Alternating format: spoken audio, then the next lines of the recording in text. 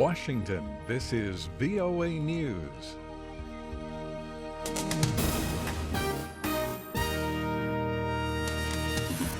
I'm David Forrest reporting the Senate considers a surveillance bill. The U.S. Senate has started debating whether to extend its authorization of the country's national security surveillance operation or let it lapse at midnight when a law expires. Lawmakers gathered in Washington just hours after the U.S. intelligence chief warned that terrorists are hoping to take advantage of any halt in the spying effort. A leading U.S. newspaper says the rebel group that seized power in Yemen has at least 4 U.S. prisoners. The Washington Post reports efforts to secure their release have failed. The paper says Americans are believed to be held at a prison in Sana'a. East African community leaders say Burundi elections should be delayed. Richard Sezibera is the group's Secretary General. The summit, concerned at the impasse in Burundi and the need for further dialogue, called for a longer postponement of the elections in Burundi for a period not less than 1.5 months.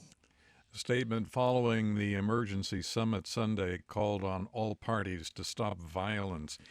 India waited for the start of the annual monsoon season amid a heat wave that has killed more than 2,200 people across the country.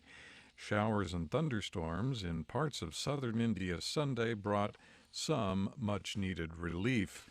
The International Monetary Fund has lowered its growth forecast for Ukraine's economy to minus 9%.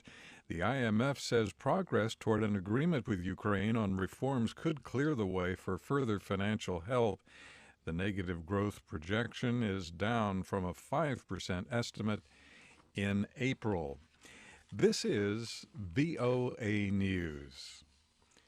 5 people were killed near the Libyan city of Misrata on Sunday in a suicide bombing claimed by Islamic State militants. The explosives-laden car detonated at a security checkpoint west of the city. Misrata is aligned with the unofficial government in Tripoli. An internationally recognized government operates out of the city of Tobruk. An Egyptian-American prisoner freed by Egypt after it jailed him for nearly 2 years for his alleged involvement in the outlawed Muslim Brotherhood has returned to the United States. Frail-looking Mohamed Soltan was embraced by relatives and friends as he arrived Saturday at Washington's Dulles International Airport. An Egyptian appeals court Sunday sentenced lawyer and human rights activist Mahinour el-Masry and 2 others to 15 months in prison on charges of attacking police. She and her co-defendants originally were given 2-year jail terms. They appealed and lost, but were given reduced sentences. Beau Biden, the 46-year-old former Delaware State Attorney General, died Saturday of brain cancer. He was the oldest son of Vice President Joe Biden.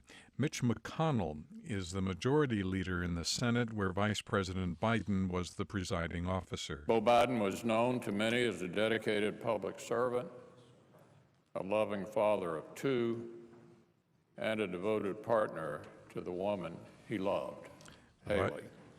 The vice president said the entire Biden family is saddened beyond words. Beau Biden is survived by his wife and 2 children.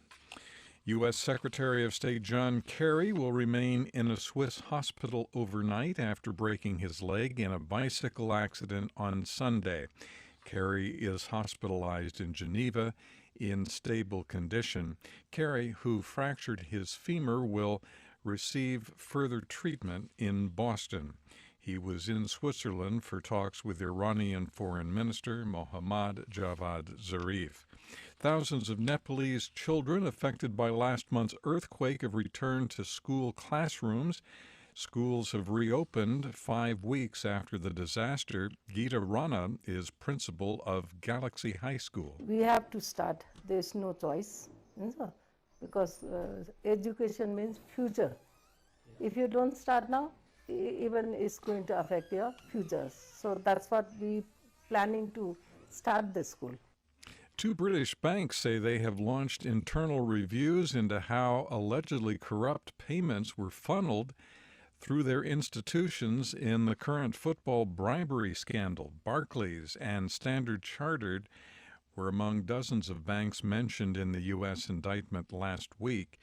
No banks have been charged with wrongdoing in the case.